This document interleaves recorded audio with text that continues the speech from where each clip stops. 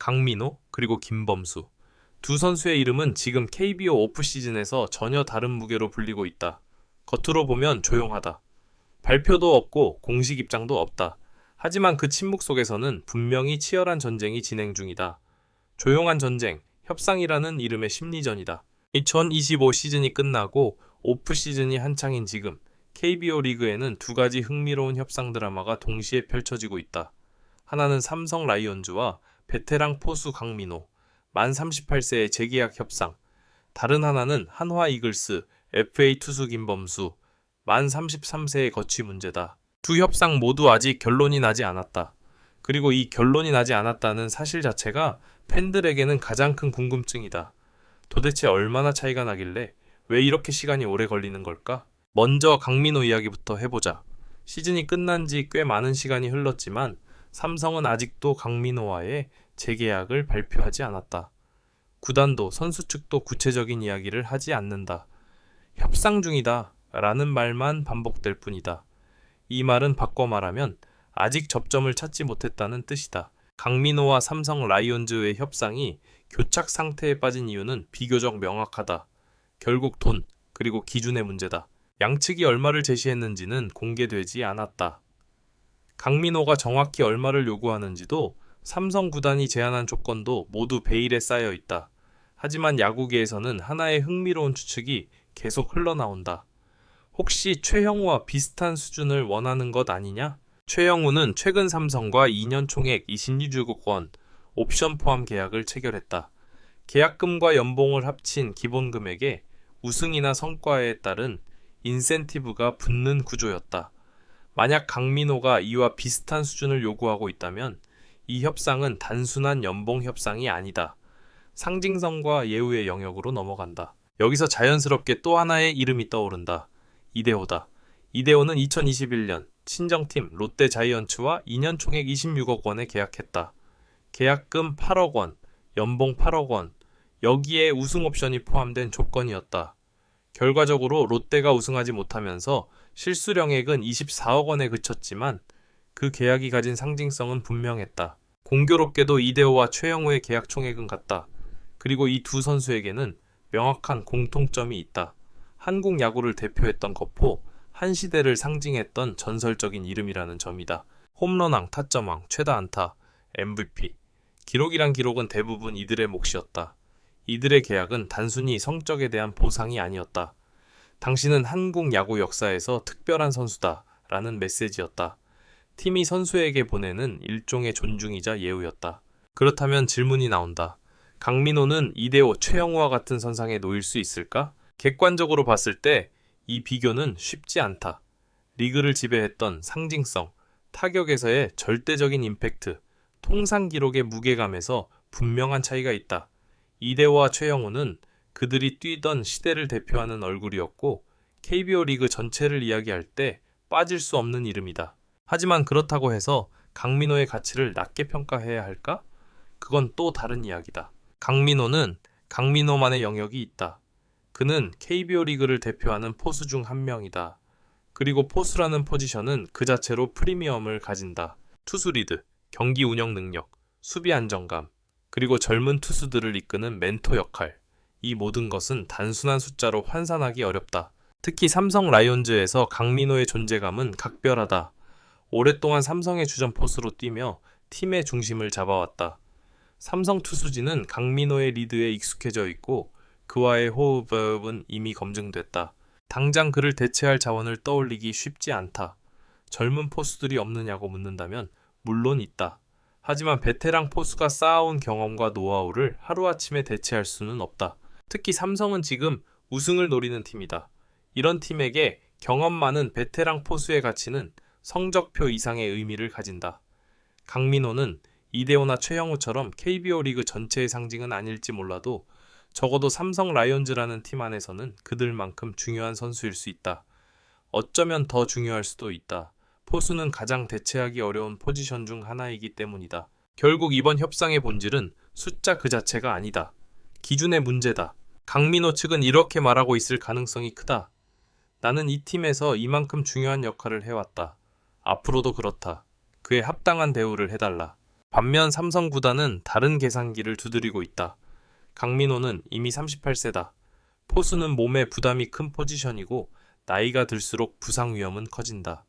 2년 계약을 주면 계약 마지막 해에는 40세가 된다. 그때까지 주전 포수로 뛸 수 있을까? 여기에 셀러리 캡 문제도 있다. 다른 선수들의 연봉 인상 요구, 외국인 선수 영입 비용까지 고려하면 강민호에게 26억 원을 쓰는 선택이 과연 최선인지 고민할 수밖에 없다. 서로 다른 기준, 서로 다른 계산기. 이 간극을 어떻게 좁히느냐가 협상의 핵심이다. 야구계의 일각에서는 하나의 타협안도 거론된다.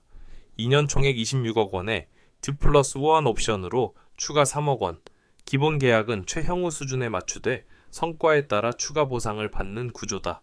2+1 옵션은 선수와 구단 모두에게 안전장치가 된다. 강민호가 2년 동안 좋은 모습을 보이면 1년을 더 뛸 수 있고 컨디션이 떨어지면 2년으로 계약을 마무리할 수 있다. 체면도 살리고 리스크도 관리하는 선택지다. 완벽한 해답은 아니지만 현실적인 타협점일 수 있다. 문제는 단 하나다. 강민호가 이 조건을 받아들일 의향이 있느냐는 것이다. 그리고 이 이야기는 이제 또 다른 이름, 김범수로 자연스럽게 이어진다. 김범수의 이야기는 강민호보다 훨씬 거칠고 훨씬 냉정하다. 같은 FA 시장에 서 있지만 두 선수가 마주한 공기는 완전히 다르다.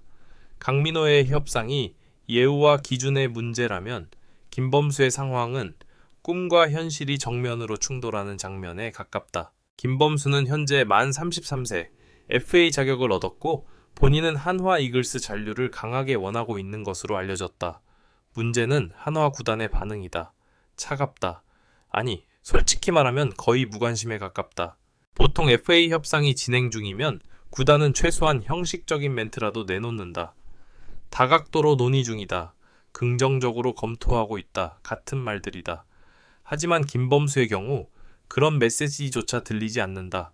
조용하다 못해 침묵이다. 왜 이런 분위기가 만들어졌을까? 표면적으로 보면 김범수의 2025 시즌 성적은 나쁘지 않다. 오히려 좋다고 말할 수 있다. 평균 자책점 2.25, 하나 불펜에서 중요한 역할을 했고 위기 상황에서도 버텨주는 장면이 적지 않았다. 커리어 하이를 찍었다고 해도 과언이 아니다. 그런데도 시장의 평가는 차갑다. 이유는 명확하다. 김범수의 통산 평균 자책점은 5.18이다. 즉 2025 시즌은 예외적으로 잘한 한 해로 보일 여지가 크다는 뜻이다. FA 시장에서 구단들은 늘 이렇게 묻는다. 이 선수는 어떤 선수인가? 이번 시즌이 진짜인가? 아니면 반짝인가? 김범수는 이 질문 앞에서 애매한 위치에 서 있다. 2025 시즌만 놓고 보면 충분히 매력적이지만 커리어 전체를 보면 기복이 크고 안정감이 떨어졌던 시기도 분명히 존재한다. 그리고 여기서 또 하나의 핵심 문제가 등장한다. 바로 요구 금액이다. 정확한 수치는 공개되지 않았다. 하지만 야구계에서는 농담 반 진담 반으로 이런 말이 돈다. 자주포 한 대 값에 버금간다. 자주포 한 대, 대략 40억 원.